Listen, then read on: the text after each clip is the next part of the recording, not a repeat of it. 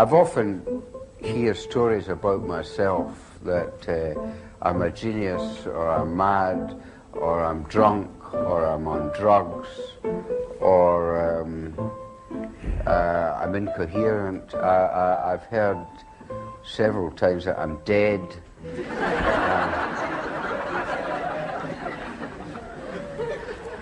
One woman came up to me recently and said, "Did you used to be R.D. Ray?"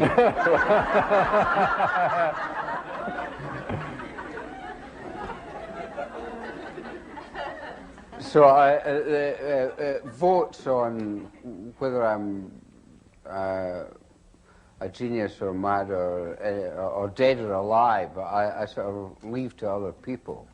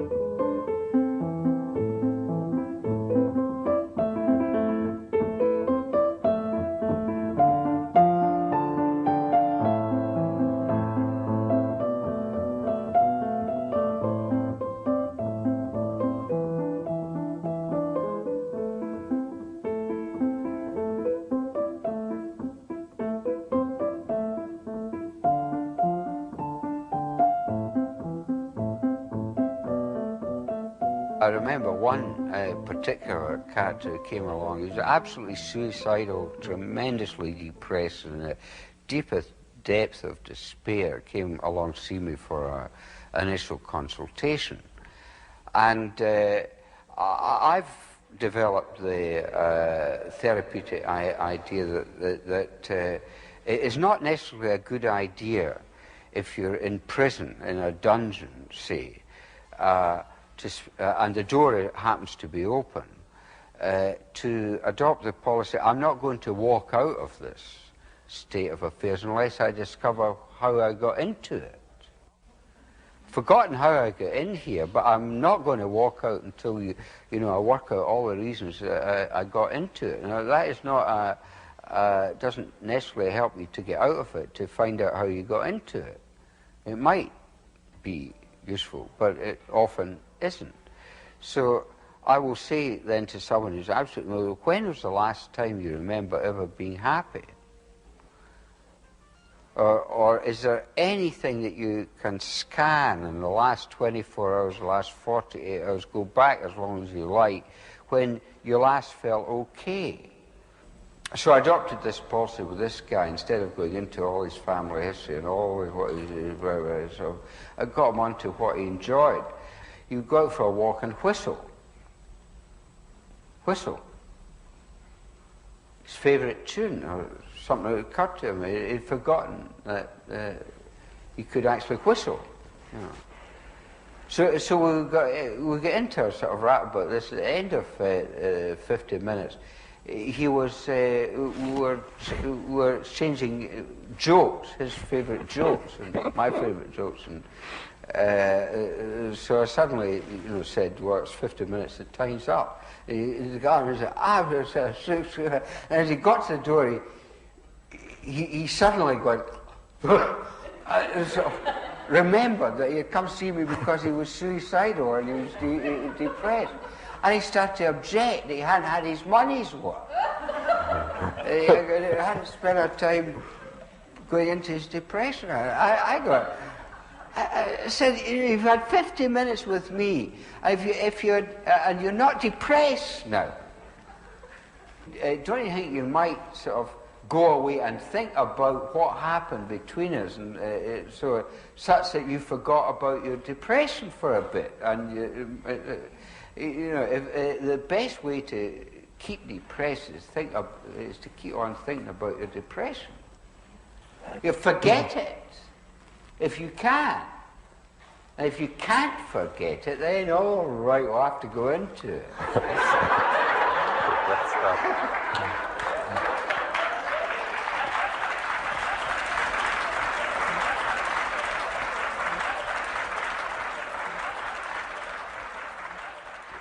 So I have got agoraphobia.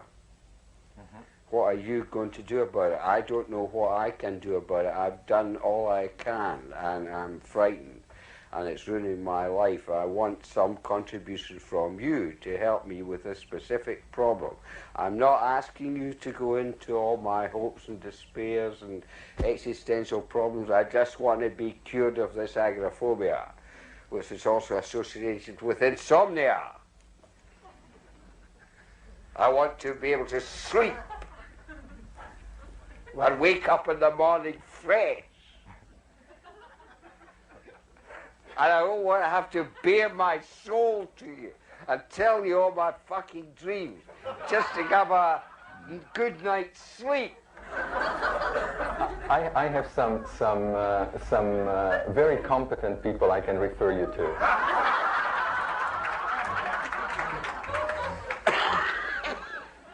Well, I've already been to see them, and they've referred me to you.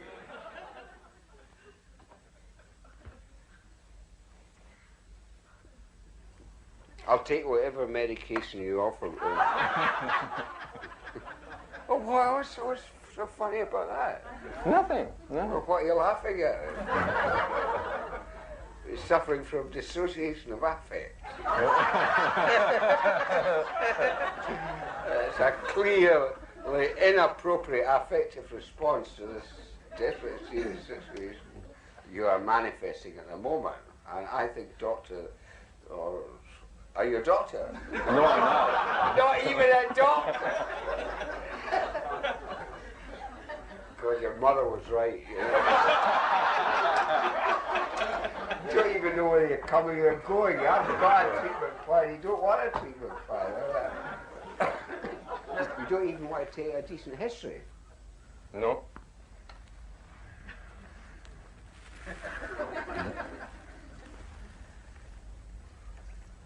You're just going to be there. I'm going to pay you $75 or whatnot an hour. 45 minutes, I suppose, is your idea of an hour. Oh, you got it. You've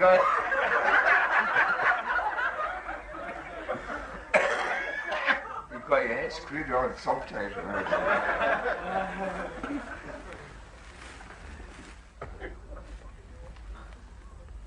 You have all these negative symptoms. What are these? Inability to sleep. Well, there's some people who are unable to stay awake. I'm very good at that.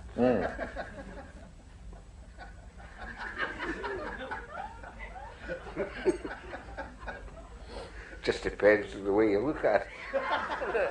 You can say that, what are you coming to see me for because you're unable to sleep? Just think of all these people who are unable not to sleep, who all fall asleep for 8, 10, 12 hours a day, at the best time of the 24 hours. And you know, with a few of your sort of things, I've got the tremendous gift of wakefulness at night, and you are complaining to me that you are not asleep when the moon and the stars are out. It's just a matter of reframing, buddy, reframing. Right.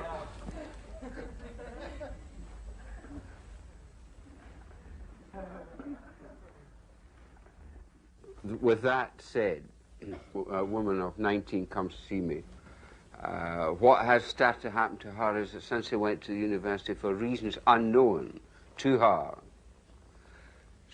whether walking along the street or in her flat or anywhere, she suddenly she'd walk along and come to a stop. For no apparent reason, with no warning coming on, she just, actually in the middle of the street, she'd come to a stop. Couldn't move. Reason. And what finally brought to make a consultation with me was that one morning, about 9:30 in her flat, she was lifting up a cup of tea that she had made for herself just before going out to her lectures, and as she was bringing the teacup up, she stopped again. And she found herself in this position, unable to move at all, until about 4:30 in the afternoon. She was stuck in that position. After having told me this, we both sat for a bit, for another half an hour or so, and didn't actually say anything to each other. I had nothing more immediately to ask her. I was just coasting or cruising with her. I thought with her in a quiet mode, and I was giving her an honest mother's money's worth for the session, because I was on my own internal honour. I wasn't letting my mind wander. So at the end of the time, I said, well, if anything occurred to me that would be useful to her, I could get in touch with her. She could bear in mind that if she was very frightened at this happening, that I could arrange for her to go and stay with some people. But she knew what would happen if she went to see the psychologist or psychiatrist attached to the student services at the university. In Britain, anyway, catatonic immobility at an early age is often treated by electric shocks. Might not be here. So when she was walking away from my consulting room after that first consultation, her mind was a blank. And then it occurred to her to give up her job, give up her position as a student at university for pro tem, and get a job as a model in an art school, which she did. So from about 9:30 in the morning to 5:30 every day, and evenings and overtime and Saturdays and so on, she marketed her catatonia. She was paid just to get into a position and stay there. So this is what she had done. It had worked out fine until about 2 weeks before coming to see me the second time. For the first time, she began to get restless and impatient, and she gave it up and had come to see me. She said she felt absolutely fine now. She had never, she didn't feel frightened that this was going to come over her again. If I had been trying to work out a treatment plan for her, we both would have completely missed that space of co-presence where we were just being and not thinking operationally for the future, etc. So I think that we had both got into that state, and she was in it as she was walking along the pavement, and this occurred to her. It hadn't occurred to me. It occurred to her. Now, psychotherapy is operating at that very subtle level of co-presence, which is a field effect that happens prior to and behind the actual words actually spoken.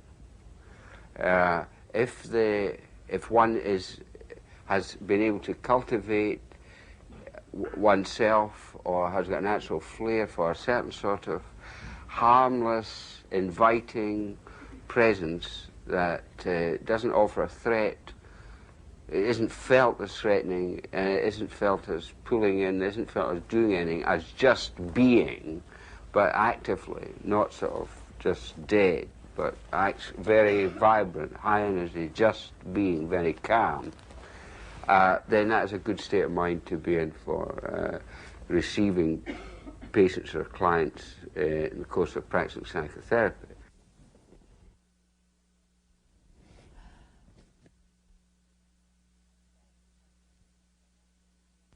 I stopped taking the antidepressants about 4 months ago, deciding that I felt like the depression in a general sense had really lifted. But I was still having episodes of what I can only refer to now as disintegration, like where it's hard for me to describe when I'm not in it, and when I'm in it, I can't talk hardly at all about it. So. When that sort of thing comes over you, how does it come over you just within minutes, or even within seconds, or I don't know. Do you wake up with it in the morning, or is it? And when from when you can put a, I mean, there must be some sort of place and time that you say it's starting, and there must be some place and time when you say that it's evaporated again, you're back to normal. I mean, you tell me about that. And how long does it last? Sometimes it only lasts now for a few days. A few days?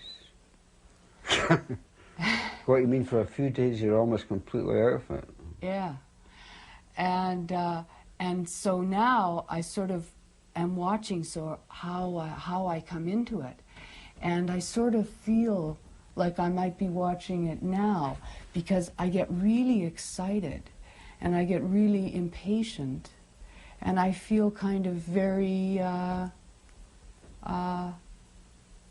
feel kind of really connected.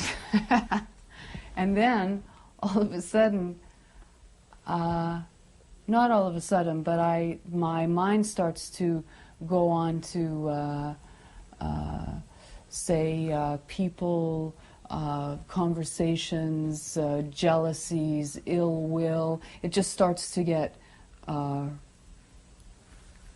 ruder and ruder until I feel like my existence is in peril, that I'm not sure whether I'm going to make it or not. Like I can't find a way out. I can't find anything to connect with it all. You might be seeing there something of what I was talking about, this rapport. Well, as she starts talking about this, I felt, and I believe she felt too, that we did establish what you might call a connection. And I surmise that connection might be particularly important for her, because I don't see her falling apart while that connection is there, while that current is there, while that connection is there. That might have a factor to do in her coming together. I feel kind of really connected. And then, all of a sudden... as I'm listening to her, I'm hanging on every word she's saying. And as I'm talking to her, she is hanging on every word I'm saying. There's a certain pace to my pauses and talk and so on, which, as she is listening, is reflected visually, very vividly, in her eye movements, in her blinking, in her mouth movements, in the most intimate muscle movements of her forehead and face. Her face and my voice are now together. And then when she says... Sometimes it only lasts now for a few days. A few days? What you mean, for a few days you're almost complete? At the very moment I say she puts her tongue, just flicks it there, just like that. I wasn't saying because I saw her doing that. She wasn't doing that because she heard me say We were so much together, resonating and in response to her story and where she was at, that at that moment I emitted a sound, ah, and her system, her physiological system inducted her to put her tongue out, ah. That is what I mean by rapport. Yeah. And so Now, now... if that connection is lost, I'm watching, so I imagine she might start to go to pieces. like I might be the opposite way. So you get to the most extreme point is when you don't know whether you're going to make it, whether your actual existence is in peril, is in jeopardy. Yeah.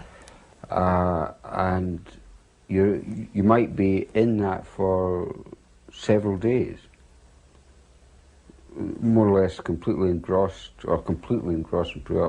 Right. in that, not able to get out of it, and completely helpless in the grip of it. Right. And then how does it go away?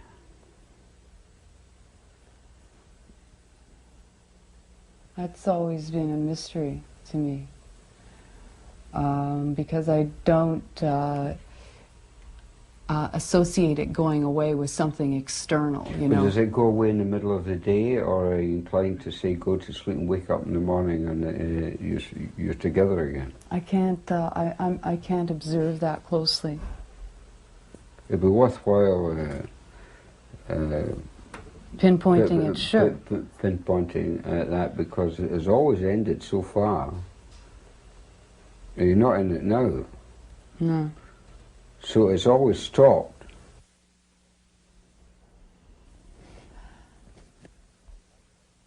Most of the people we meet are likely to be very, very frightened people whose so-called negative symptoms or positive symptoms or tokens of criteria of their disorder are defenses that they're putting up against their fear. So they might actually be so flipped out they're not aware that they're frightened, but we know that they are.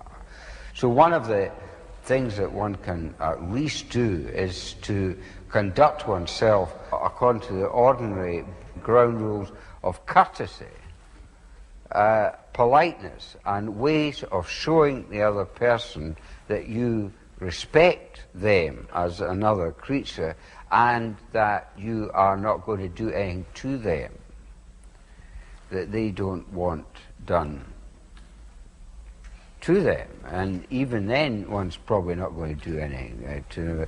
One's harmless. That is not immediately apparent to the other person. And it's no use saying I'm harmless, because the most harmful people say that. You know, trust me. Give me direct eye contact. You know, I never trust anyone who asks me to trust them. The way that we attend to each other, the way that we treat each other, the way we treat each other is not reified as pills and things, as treatment, but the treatment that we give someone is the way we treat that person. It should not be a noun, it should be an active verb. So the way we treat one another is the therapy.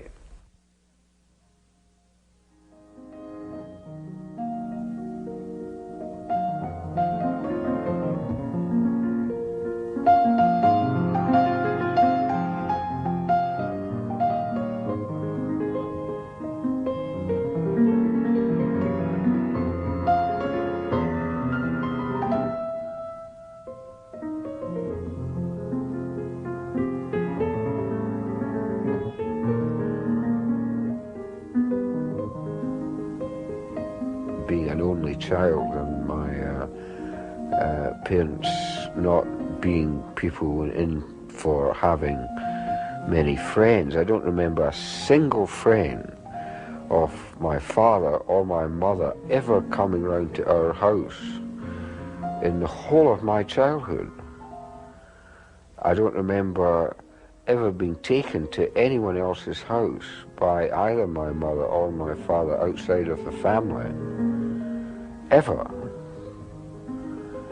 I can remember vividly when I was about 7 or 8, the first time I was ever in someone else's house outside of the family.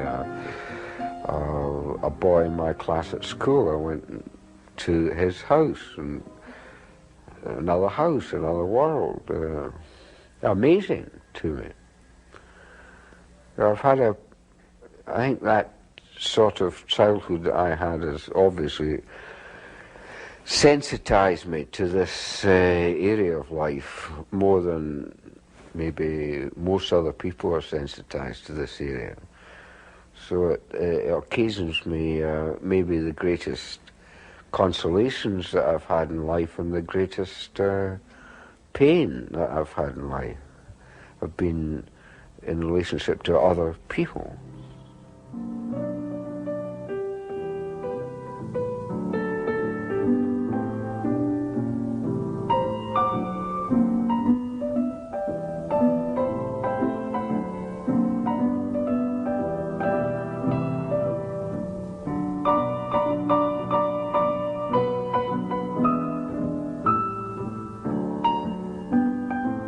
From my earliest days in Glasgow, in Scotland, where I was born in 1927,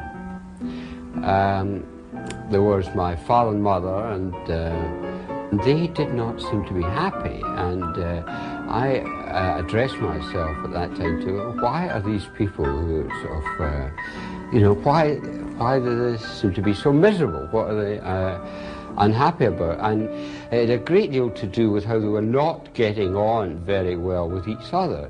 And they were entangled in, and I was entangled in, they were entangled in all sorts of terrible little things that I've spent the last 50 of my 60 years or so, since maybe I was about 10 years old, trying to figure out. A lot of it seems to go around the issue of love.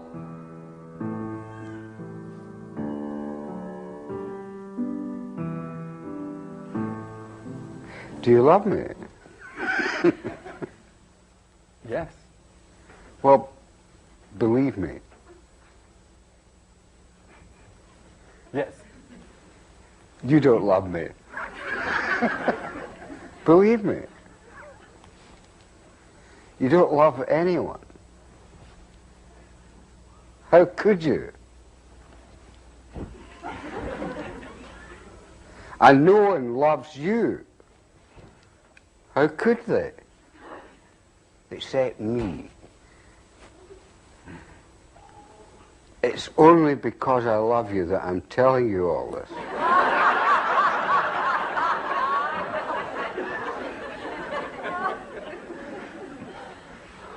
I think you should take that smile off your face. I love you. You believe me? Well, don't believe me. Just because I say so. Just look into the mirror. Look into your heart of hearts, and you'll see that everything I'm telling you is true. Believe me. But don't believe me because I say so. That's my mother.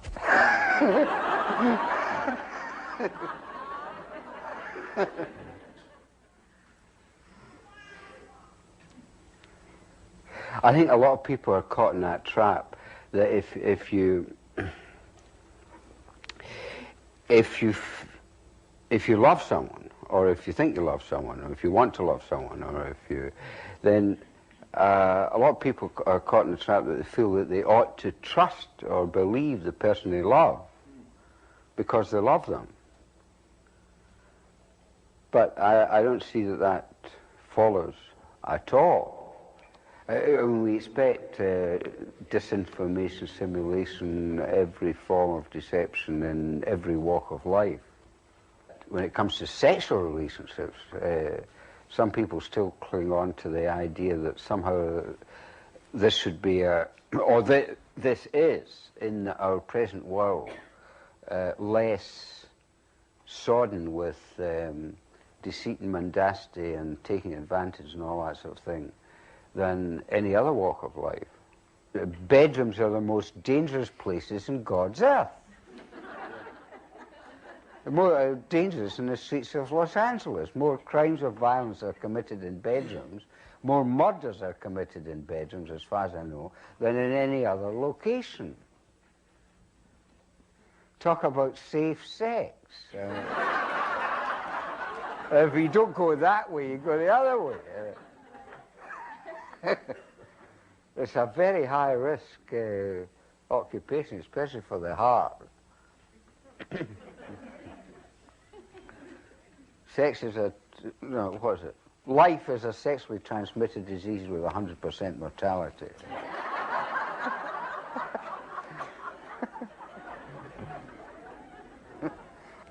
In one of my books, The Facts of Life, I told a true story about a married couple who were quite a number of years married. One afternoon, when she had been asleep upstairs in the bedroom, she came down the stairs, and there was her husband lying on the living room sofa with a naked woman. He was naked, she was naked. And she didn't know what to say, looking at this sight 4:30 in the afternoon in her own home, and nothing like this had ever occurred. She said, what is that woman doing in my house, on my sofa? And her husband, without missing a beat, turned round to her and said, that isn't a woman, that is a waterfall. And she felt as though she was spinning around and she might faint. She had to hang on to her sense of reality, because she had developed the ingrained habit of trusting him and believing him. When he said, that is a waterfall, she believed him. On the other hand, this waterfall had all the appearance and shape of a naked woman on the sofa, but that was impossible. It's impossible, because it couldn't be. So, I mean, was she dreaming? Was she in the middle of a dream? Is this real?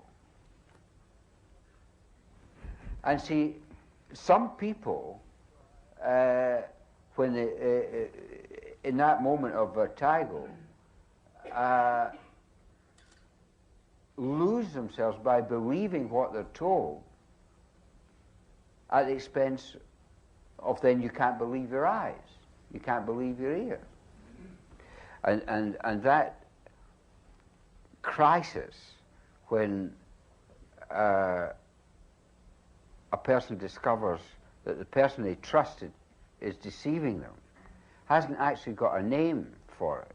I think that crisis is sometimes mistaken for jealousy.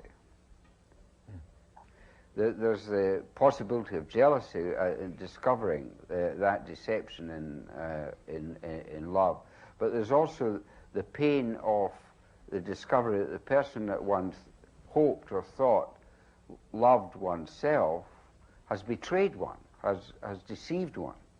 That and that may entail a revision of innumerable events in one's own life. So what you're saying is that truth deprivation is what really hurts. It's as if Truth and love, yes, deprivation. Taking away certain choices from the other person. Deprivation of reality. Right. One's being deprived of access to what is going on. And very often that sets up a real literally mind-boggling conflict. Are you to believe the evidence of your own intuition or your own senses, or are you to believe what the other person says? Love is, the same word is used for two completely different things. Desire and compassion or charity. When sexual desire comes in the door, love very frequently flies out the window. I mean, I love you, or I love a steak, or I love ice cream, or I love whiskey. If I've got this juicy, underdone steak, the blood running down my lips, I love that. I don't obviously have very much compassion for the cow whose rump I've got in my dead carcass warmed up that I've got in my mouth. I love it. Yeah. I love you. Well,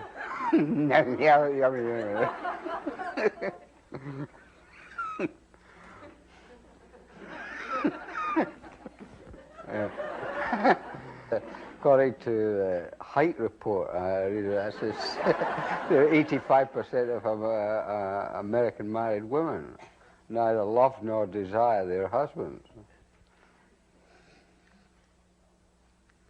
What would you do with a wife who neither loved your desire? Kick her out, get another one. Huh? She wouldn't go out. I mean, what's she hanging around for? The money, the house, home and garden. Must be terrible to be in that position. To be suffered. Well, I mean, to be in a position that certainly all over Europe, and I'm sure a lot of America, millions of women get caught in a relationship or a marriage and etc., and they have to simulate either some modicum of love or desire that they don't feel, otherwise their life is going to be an absolute misery. So love is the very opposite of illusory. Any illusion, any idealization, any disparagement, any way that we have of projecting or denying the existence of the other person as he or she is in his or her own isness is not loving them. Really, to be with another person in a completely open-hearted, unguarded way, where one is not on one's own part somehow or other cancelling or changing or altering or modifying who that other person is to suit one's own book. Co-presence, being actually present to each other without reservation, a precondition of something that one might call communion, which I think is the perfection of how we're ordinarily meant to be together. But that's the only peace there can possibly be.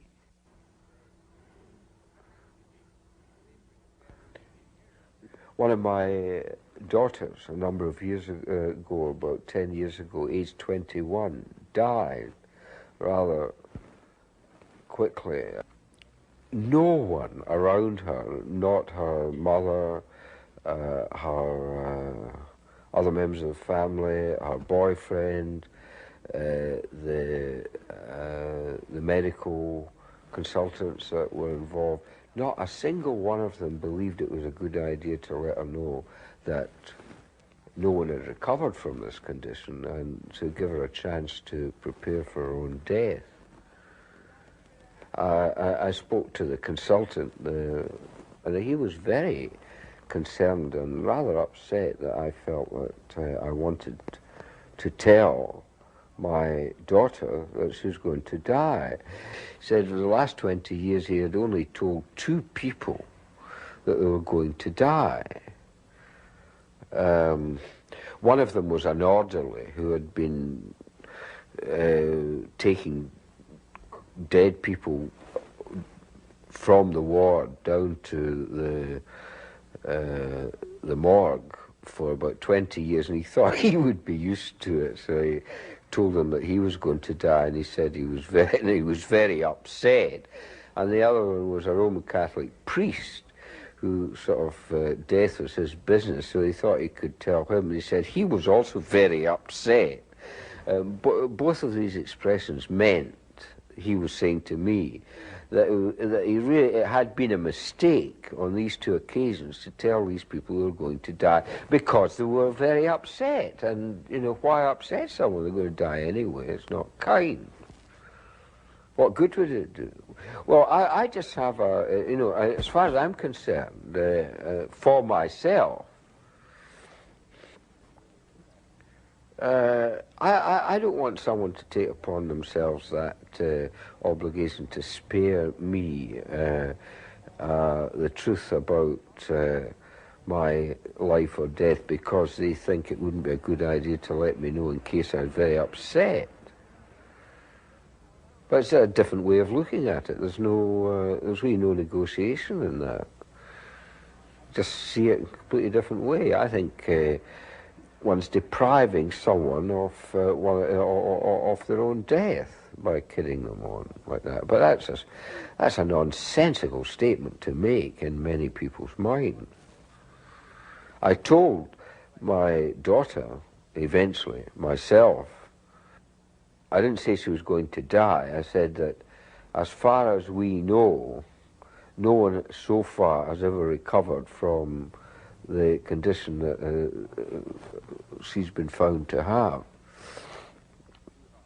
And she expressed herself as extremely grateful to me for telling her.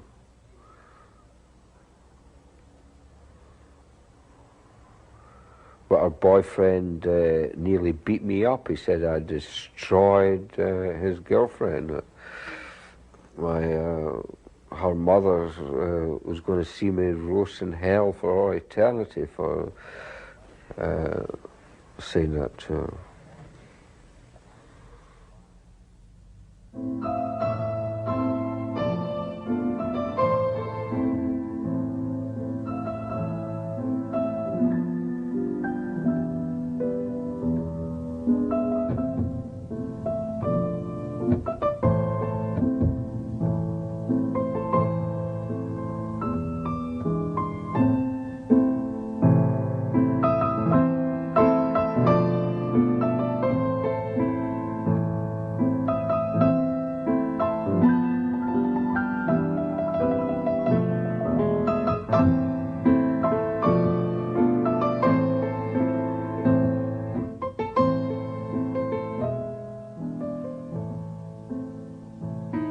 One woman of 18 to 19 comes to see me. She's in a state of almost continued terror at home, where she lives with her mother and father, because the walls of the house scream at her.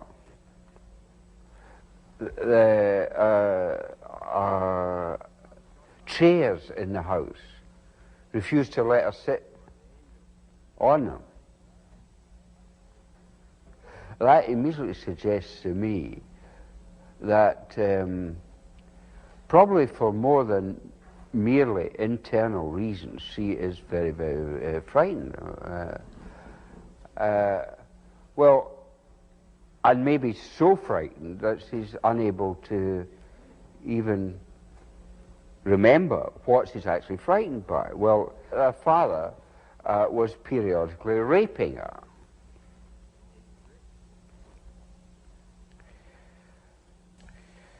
I arranged for someone to meet her and take her on a bus to another house without leaving any forwarding address. I said, the next thing I would suggest you do, and you can do it right away when you stop trembling, is go and learn some martial arts. Go and learn some karate. Just don't go back home and confront your father again until the next time you walk in that door, you can let him have it. Well, she took about 2 years.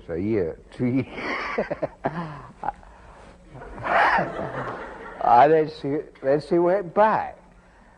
She didn't actually let him have it. She wasn't afraid of him anymore. She just told him, if you ever, I'll let you have it. I was all he needed to keep him in his place. It was all she needed to. I mean, we didn't go into a lot of prolonged therapeutic thing. I mean, that, the anticipation of the future, of getting herself together, in her case, meant far more than going over and over, which sometimes the sort of horrible experiences of the past. I mean, the horrible experience of the past without the prospect of the triumph and revenge, if necessary, or if possible, in the future, would have been only half of it.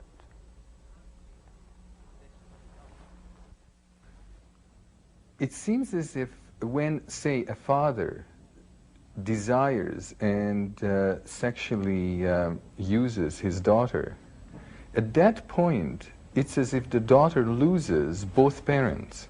The daughter, in some way, becomes orphaned and can't talk about it. That is, from then on, there is such a pretense that goes on in the family. I say orphaned because the father basically says, I don't want you to be my daughter. What I need is a lover, not a daughter. And since the daughter won't or can't talk to the mother about it, there is suddenly this girl with no parents.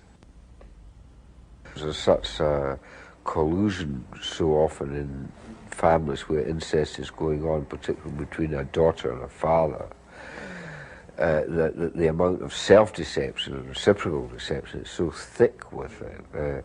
The mother very often, well, I don't know whether I'm justified in saying very often, but it seems as though the mother wants to get out of the sexual chore with her husband and more or less hands over her daughter to fill in for her. With children who are subject to forced intimacy, even worse than the feeling of humiliation and violation, is very often the fact that the person is just between two people, or appears to be, and the other person denies it. Or the father has been engaging in this with the daughter, and the mother says, oh, it's just your fantasy, it's just your imagination, you must have been dreaming it. And he says, yes, that's right. If for your own memory, and the resonances of what happened in one's own bodily memory and sensations is invalidated. So who to believe, oneself or them? And there's no other court of appeal.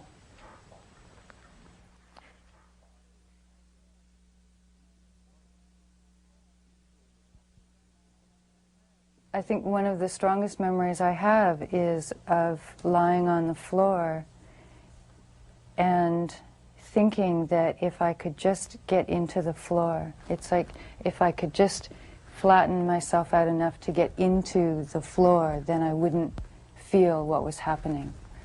And to some extent, there are times when I can remember everything up to a particular, or everything around a particular event, but I can't feel it. And some of them were quite frightening, and I was threatened with, death on one occasion, and my mother going away, and that sort of thing. So what was the nature of the physical intimacy he was imposing on you at that time? I remember being molested or fondled. I have recollections of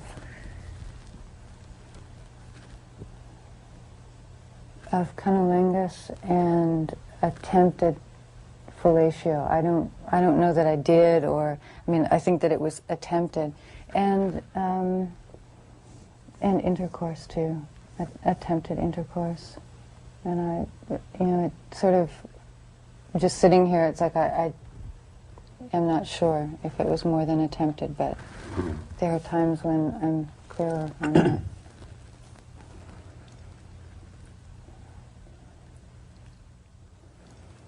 What is it now that particularly bothers you?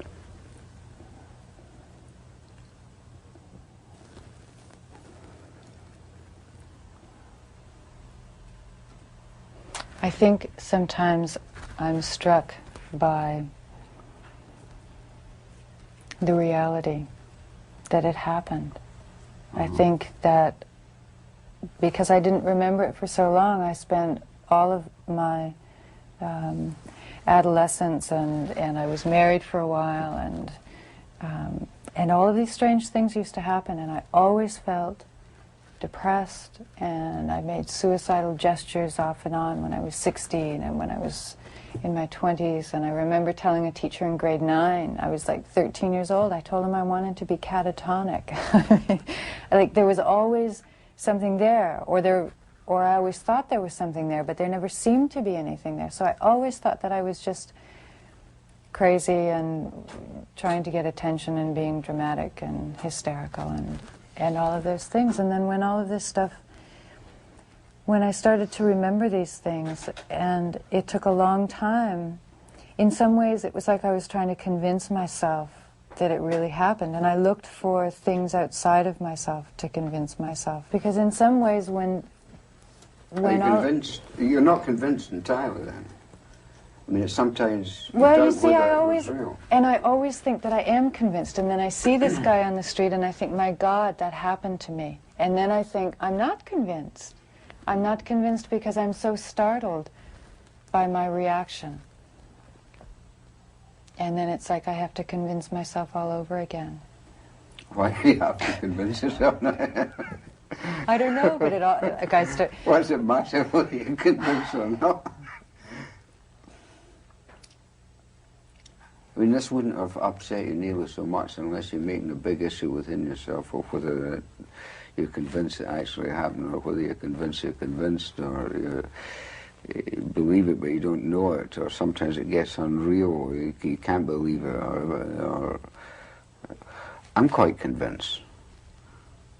Supposing you, although you can't remember everything, you're not sure whether you can remember everything. You'll never be sure whether you can remember everything. Who can remember everything? Yeah, something that's haunted me for years, I can assure you. About everything, but under these circumstances, I would grant a possibility that any sort of combination of intimacy between mouth, genitals, anus, your genitals, his genitals, any other part, any parts of your body and his might have come into that sort of contact, whether you remember it or not. That's possible.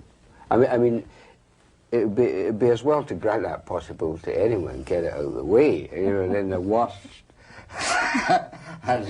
Sure, why not? Why not? Yeah, right. That makes things a lot. Well, it makes things a lot easier already. It doesn't make you a bad person. No. No. So all that might have happened, and you remember some of it.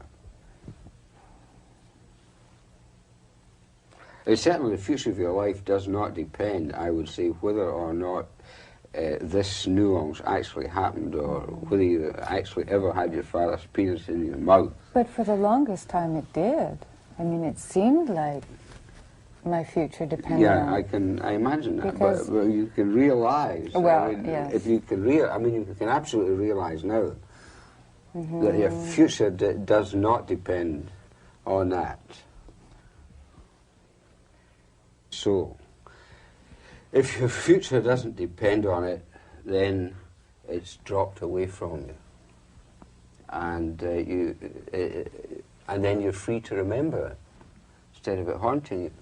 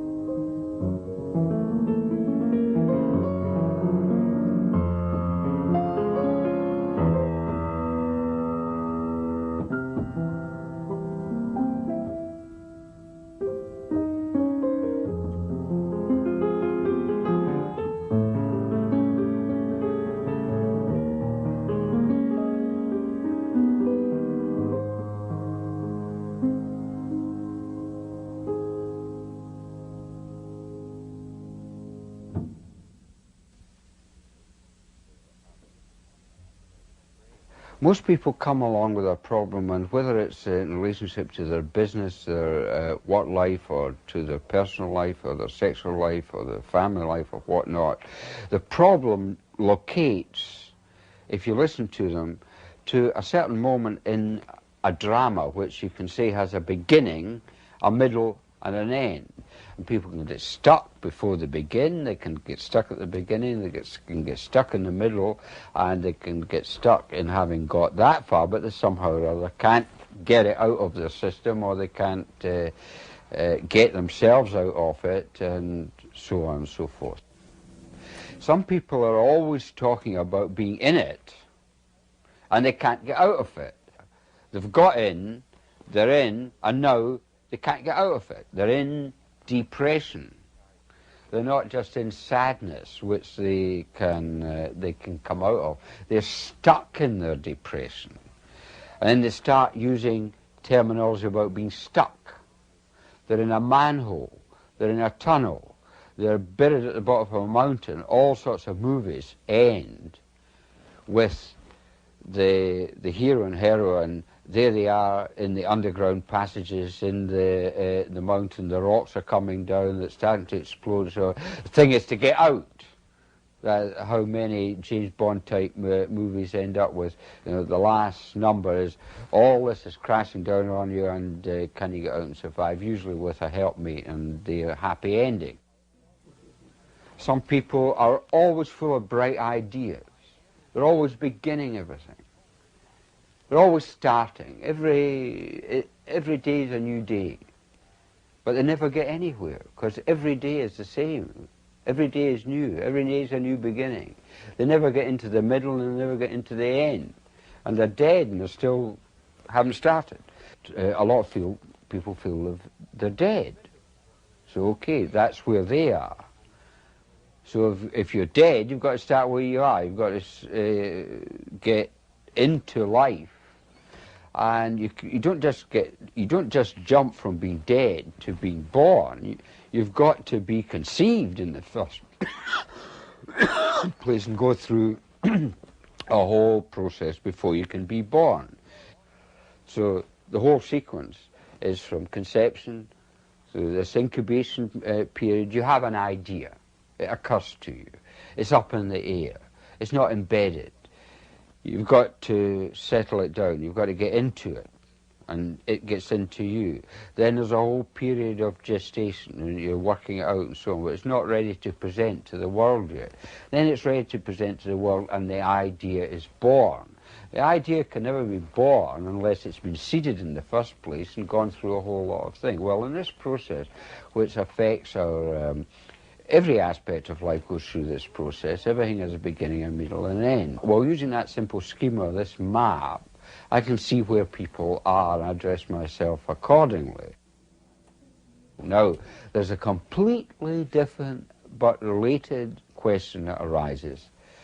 When people get into this birth metaphor in adult life, they frequently become convinced, this comes from them, it doesn't come from me, that the feelings that they're able to bring out within the metaphor that they're employing in their adult life are a replay of memories, of feelings that they feel they actually had when they were actually born. That's as someone who starts off with feeling that there's a hand gripping them round their neck and throttling them, that can't breathe, tracks the hospital records down and finds that they were born with the umbilical cord round their neck in the birth records of 20 or 40 or 50 years ago, they find. And so a lot of people believe that what we've stumbled on is recovering of birth memories through this process.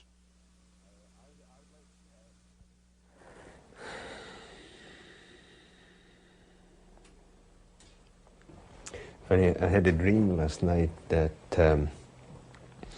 was somewhere on the shoreline there. There were some people, and I sort of felt like I was in a barrel, and I tilted the barrel towards those people, and the bottom fell off, and inside the bottom fell off too, and it was actually frightening at the same time. I don't know, I felt like energy going towards those people, and then I woke up. It was good because it was just a few seconds. And I thought if I would have to experience this all the time, my God, I don't know if I could live through. What? I don't know if I could live through. What was so terrifying about it? It feels like I'm gonna die. That's basically what it is. Just die. You're opening up. Yeah, yeah. And that opening up feels like death. Like death. Dying. Death is death, but the process of dying, of going from one stage to another, and that's what is so frightening. Imagine a baby being born, being stuck halfway through in the birth canal.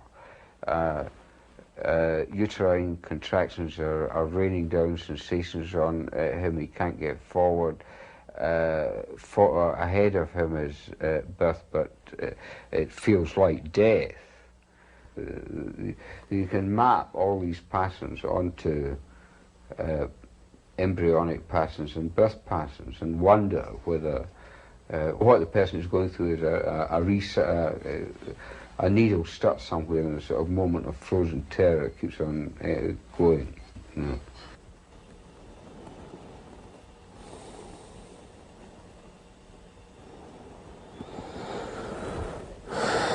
Getting stuck in the birth canal and not knowing whether you're dead or alive or whatnot, but you sort of maybe dead, feeling dead and so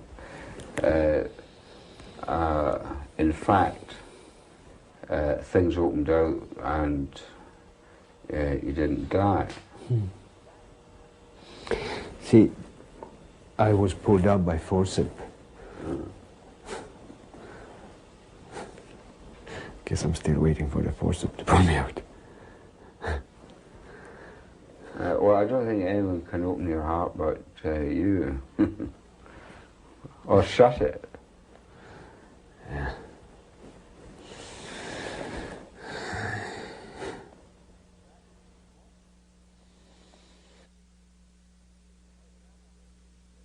Supposing everything is registered from the first cell of us, then anything from there on in might evoke some sort of systemic tremor, anywhere from temporary shock to lasting reverberations. I mean, even inorganic metal is regarded as having a memory in terms of what you put it through. It changes its fine-grained molecular structure, and it's actually different thereafter. Well, in our system, if we run into sort of major extreme catastrophic crisis, anywhere, say, from conception to the present, I would credit that possibility from conception. A lot of people feel that the state of that their parents were in when they made love on the occasion of their conception affects them somehow or other for the rest of their life. It's something, you know, very close to one's feeling about oneself, that one's at least born out of a good fuck. Or a bad fuck. You know, if I ask people in workshops, say, to imagine what it was like to be your mother at the time that you conceived you with your father, some people, or your father, so some people go,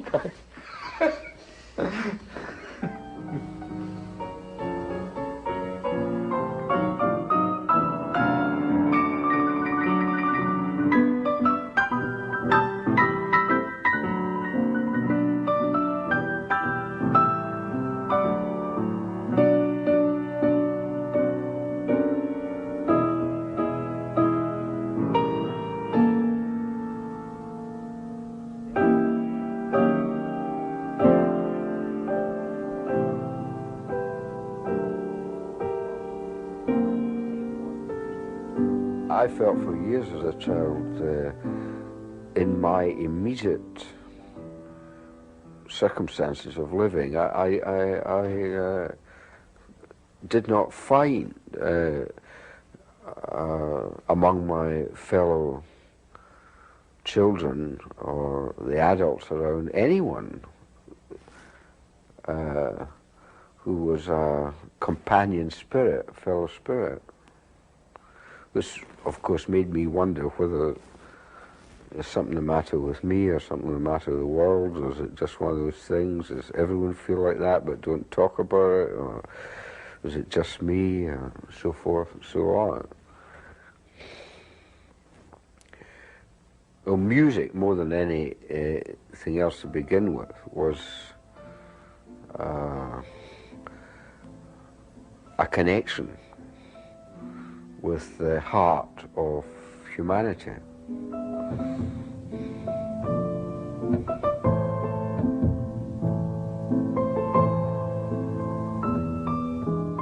It made me aware that there were people out there who felt the same way as I did. I could recognize that the people who sang these songs and composed these songs and played that music had feelings that I shared, these feelings. Otherwise I would never have known.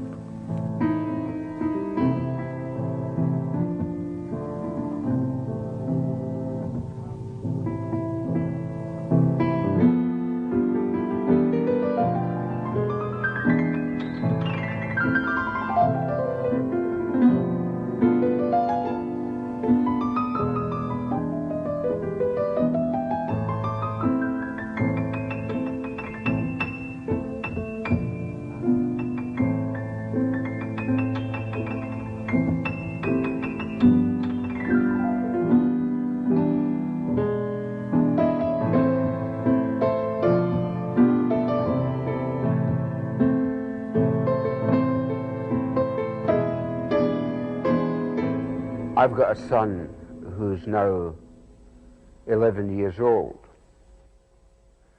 A couple of years ago, when he was 9 years old,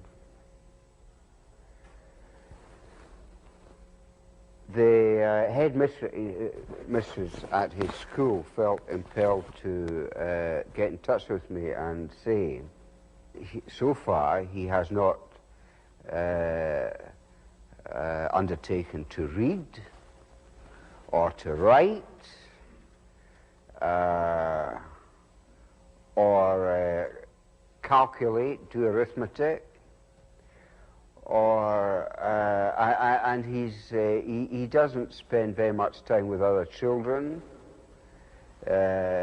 He seems to regard himself as some sort of hermit. And she said, you know, Dr. Laing,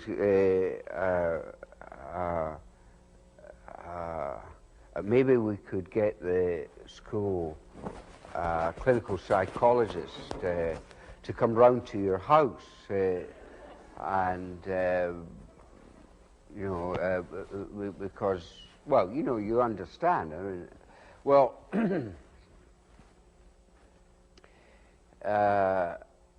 I felt it was time to have one of those father-son chats with Mac, and so I pointed out to him that if he didn't start reading, writing, and doing sums, I didn't mind about the other things.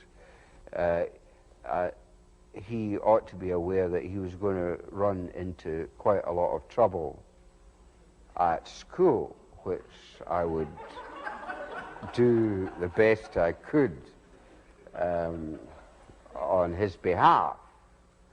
But he was going to run into quite a lot of trouble. As you can imagine, there's quite a lot of books in my house.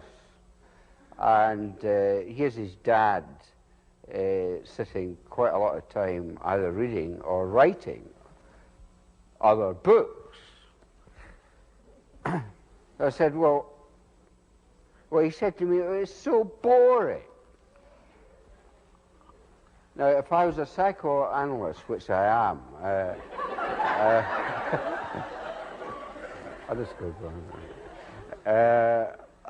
I would have interpreted this, you know, as an obvious, deep, Oedipal problem that he's got of engaging in sublimated homosexual intimacy with his father by so forth and so on. So I said, well, as far as I'm concerned, if you don't want to read, if you don't want to write, if you don't want to do arithmetic, I'll back you up all the way.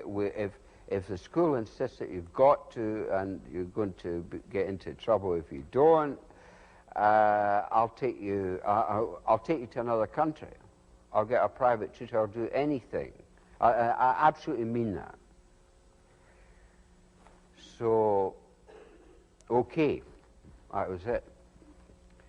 I went away for about 6 weeks. I was over in California. When I came back, he had evinced a sudden interest in computers, and he had already got a hold of a computer game system. Of course, he had to read in order to read the computer. So after about 10 weeks, he gave me a present of his first literary effort. This was what he wrote. 10 weeks from never having read or written before. The writer of this poem is as dreamy as infinity, as patchy as quilt, as forgetful as nightmares, as wild as can be.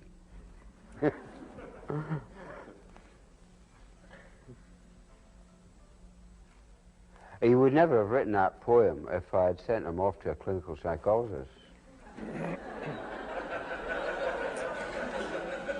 Suffering from the whole bag of tricksy, lexia, agraphia, asociability, something approaching mutism, schizoid, prodromal, schizophrenic, childhood personality disorder, autism.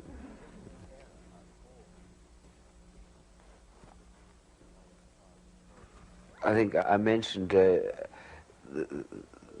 the clinical psychologist from the Midwest, who, having children referred to his department for assessment from parents and teachers as to whether it was all right for school children aged 8, 9, 10 to dream in colour. That is extraordinary. To me, that frightens me. He wasn't sure what to say. He asked me what he should say because he punched it out in the computer, and the computer hadn't any data on that. You don't know whether it's okay or not unless the computer tells you. If your own child is dreaming in colour, that's crazy. One characteristic of our culture, I think, is what I would call psychophobia. We're psychophobic. We're frightened of our own minds, of our own psyches. There is no book going around that is, seems to me, more explicit about this in its own way than DSM-3, Diagnostic and Statistical Manual of the American Psychiatric Association, 3rd edition, which is, calls itself a compendium of criteria of mental disorder that lists any unusual perceptual experience is a criteria of mental disorder. Any unusual perceptual experience, sixth sense, clairvoyance, telepathy, others can feel my feelings. I feel the presence of a dead, or a force of presence of a dead person in the room with me who's not there. You're allowed to do that for 3 weeks after your mother dies. After that, it is criteria of mental disorder. What seems to there be proposed is a massive project of homogenizing experience, where all experience the same thing at the same time. No one's going to be allowed to experience anything different from anyone else. You're not allowed to see the sky as grey if other people see it as blue. That is a perceptual change that is a criteria of disorder. All over the world, for all types of places, these criteria for mental disorder, as far as I can see, have been ordinary expressions of ordinary human heart and soul. So we are in the process of, I think, under the name of cultivating health, we are in the process of culturing it out. We have the power, the political power, to regard any unusual perceptual experience as combined with one or two other criteria which are not difficult to find, as a token of, for stripping a person of all their civil rights and liberties, virtually, and putting them entirely at the mercy of what we feel is a good thing for us to do for them to behave in the way that we want them to behave, whether they want to or not. I think this is an insufferable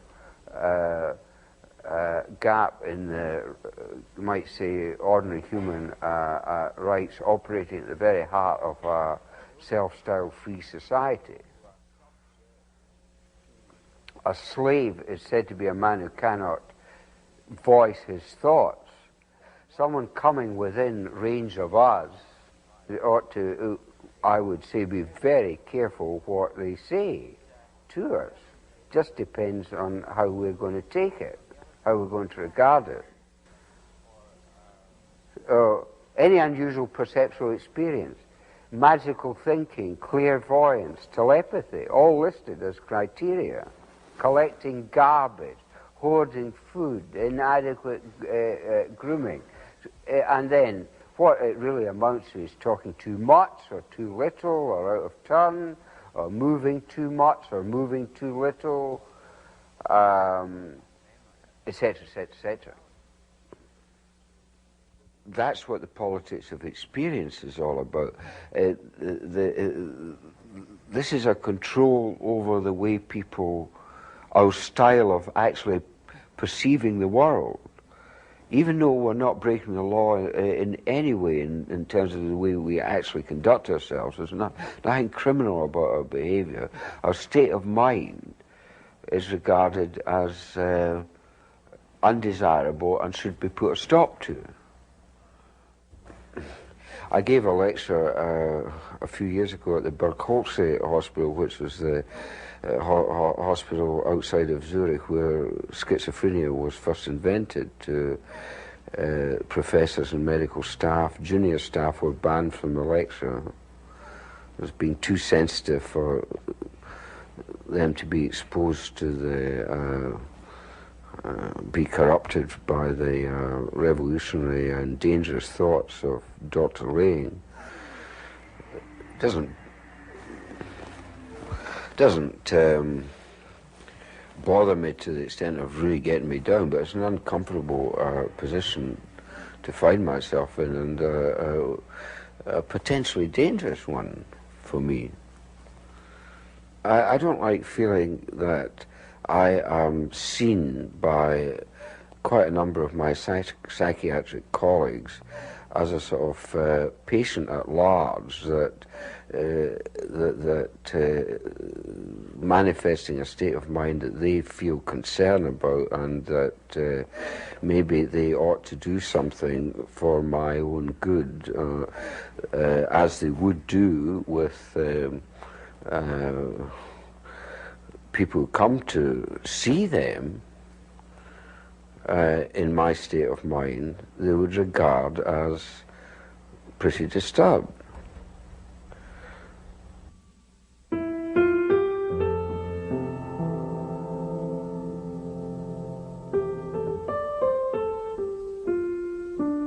I feel like I'm possibly a brilliant mind that is a bit unstable and gone off. Tragic.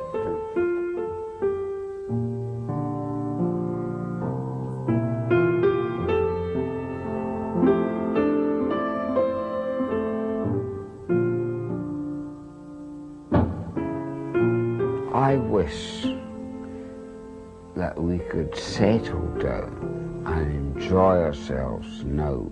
We could just enjoy ourselves. Why are we not doing that? Apparently we're not doing that. I mean, I'm doing it, personally. A lot of people are not. Why are they not?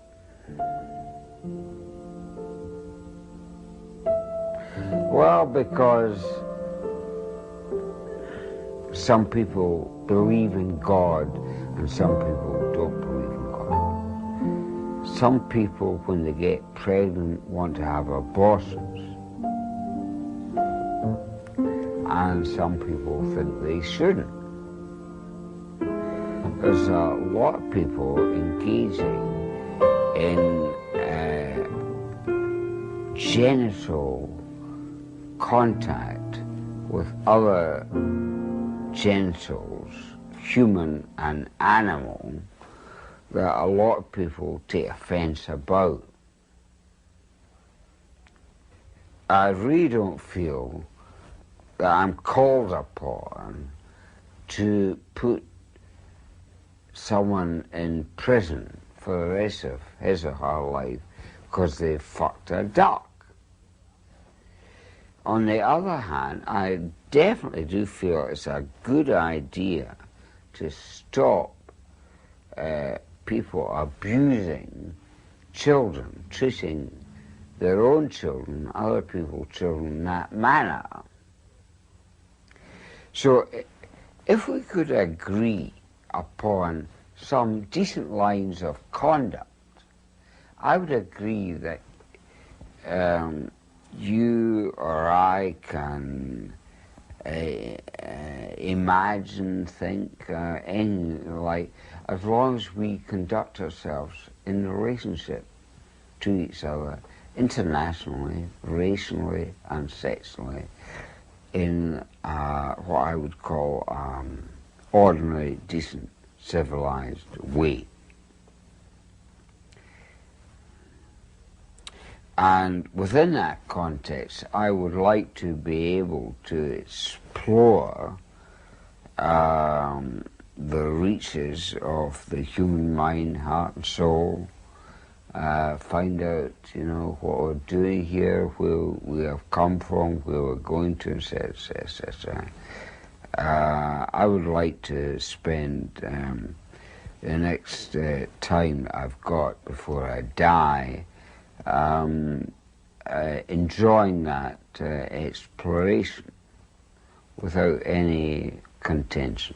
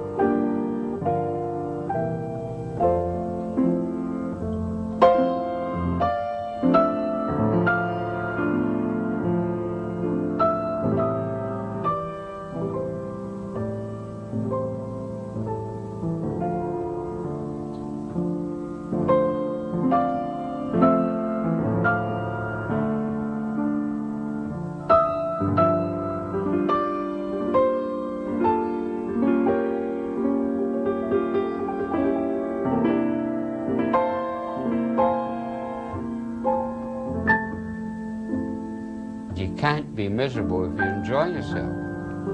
So I think there's a lot to be said for going for that without feeling guilty about it and without feeling it's trivial. So that's the best way to get out of misery, celebrate and enjoy ourselves.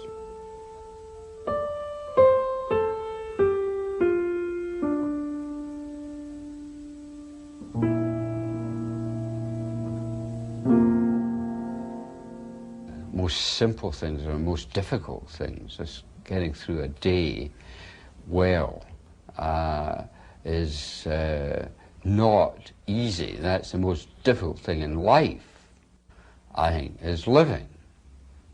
For me, I mean, really living. A lot of the time I'm in the present and I'm thinking about the past or scheming about the future. I'm missing every present moment instead of actually partaking of the sacrament of every present moment. That is the healing factor. If we can get into that, then that is health, holiness, and the agent of healing. So I endeavour to live in that manner myself, and I endeavour to entice other people to consider living in that sort of way as best one can.